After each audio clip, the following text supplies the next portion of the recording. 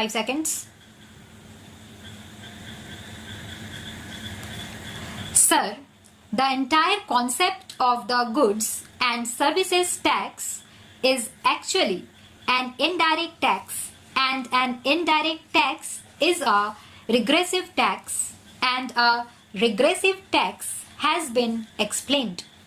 All of us know what a regressive tax is and how it burdens the poor much more, and it should not burden those people for whose welfare we are all supposed to work for. Now, you consider this situation. In India today, the direct tax component revenue in our country today for our country's resources is 37%. 62% already comes from your indirect taxes. That is, the people are burdened by that amount.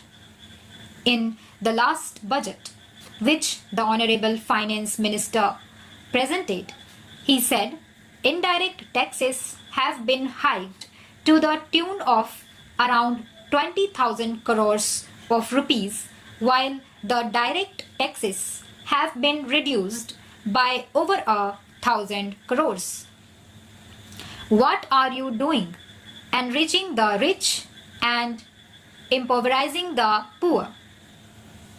Now, in this sort of an atmosphere, compare our 37% of direct tax collections with the other emerging economies in South Asia.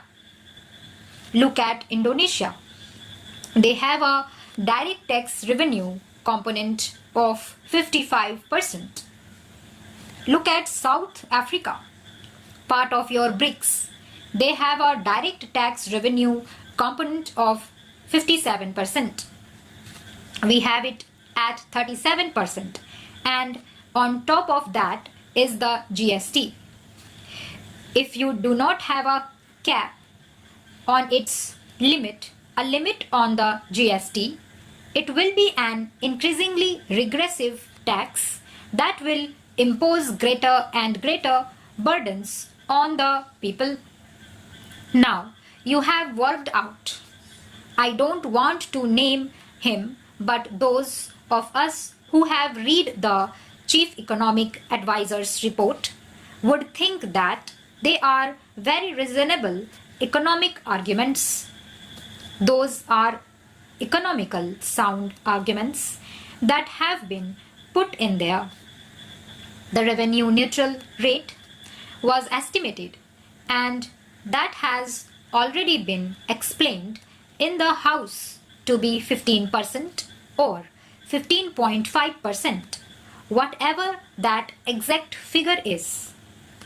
But remember, sir, there was an RNR calculated in 2014, which we was then very strongly opposed, and that RNR that was calculated then was 27%, 30% has the central taxes and 14% as the state taxes. This is a very heavy burden on the people who are also hit by high inflation. Now, if you have this sort of an RNR and on top of that you have the bands, you may have bands less than that, but then a tax rate of around 24% or 25%, that will just cripple a vast majority of our people. I have said this before. What is the reality today? It is reported that in the last 1 year, the number of US dollar billionaires in our country have increased from 100 to 150. Wonderful. May that tribe increase. So, as your own saying goes, that is shining India. What does the 2011 economic data report show in 90% of Indian families, the bread earner of the family earns less than rupees 10,000 a month. These are the two Indias you already have. On top of that, if you get a regressive tax regime, you are only widening the gap between the two Indias, and that is not the spirit which our constitution enjoins us to come to this house to legislate. Therefore, I think it is absolutely necessary that instead of a revenue neutral rate, you start considering what I would call a fair revenue rate. I am seriously suggesting to the Honorable Finance Minister that this be considered as a fair revenue rate and to work on it. By the time you bring the GST bill, you can actually work on a fair revenue rate for the states concerned, and then you have a cap on it. So that assurance must also come when the GST bill is brought before us. How it will be brought, I will come to later. So when it is brought before the House, that should be taken into account.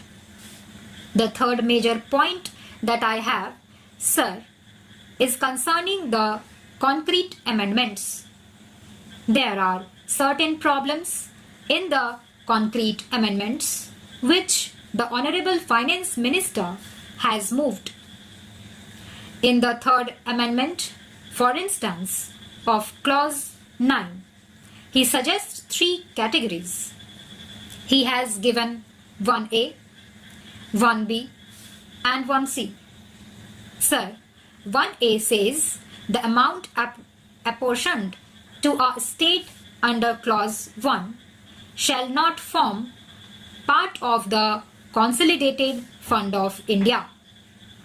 Yes, because it has to be shared. So once it goes in there, then you and I will have to sit again to apportion it. It is correct. The second amendment is also by the same logic.